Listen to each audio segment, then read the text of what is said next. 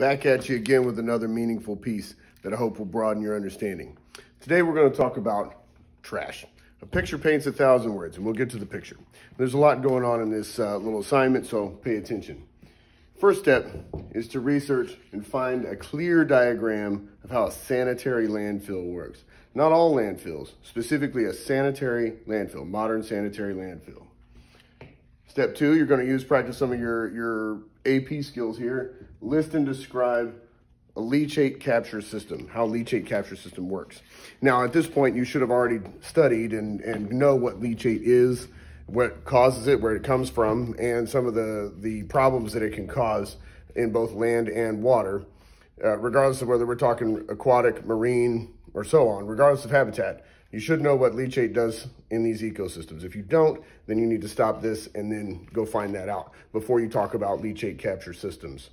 Step 3, we're going to identify how many landfills there are presently open in the United States. And that's important because when we get to step 4, you're going to understand that some landfills are open, some landfills are closed. In step 4, you're going to identify how many of these landfills have already been filled to capacity or over capacity and have been closed and capped. So capping a landfill is covering it over with dirt and closing it forever, okay? So we're going to see how much is still going, how much garbage is, how many of these landfills are being filled with garbage presently. And then when you stack on top of that, how many have already been filled, I think you're going to be really surprised. Now, if you're an AP teacher or even if you're a student, then what you're going to see in this is that other students will get different numbers in their research. And if we have time, we can talk about the accuracy of research and the viability or how trustworthy certain research is, because if it's the number, then we should all have the same data, right? But that's not what happens.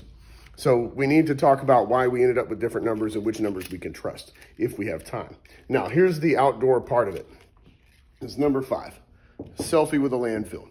If you live in DFW area, Carrollton, Louisville, Farmers Branch, anywhere over there, when you're going between the cities of Louisville and Carrollton, there's a huge landfill there. And just even driving by on the road, there's this sort of mountain of garbage and little tiny trucks going up the side of it look like ants. Same is true. You're coming out of Dallas, you're headed toward Houston, you go toward 45, down 45. There's also another mountain of garbage that looks like a giant hill with an odd number of seagulls. But that's actually a mountain of garbage. And what I think the reason I want you to do this, what I think is that when you see the size of one and you take a picture of yourself with a mountain of garbage in the background, which is what I want you to do, you'll realize how colossal these giant municipal sanitary landfills are. And then when you look back at your research and you realize how many are being filled right now and how many have already been completely filled, then I think you're going to be shocked by the sheer volume of garbage that the United States has generated and is generating. And we can also talk about why the general public doesn't know these numbers.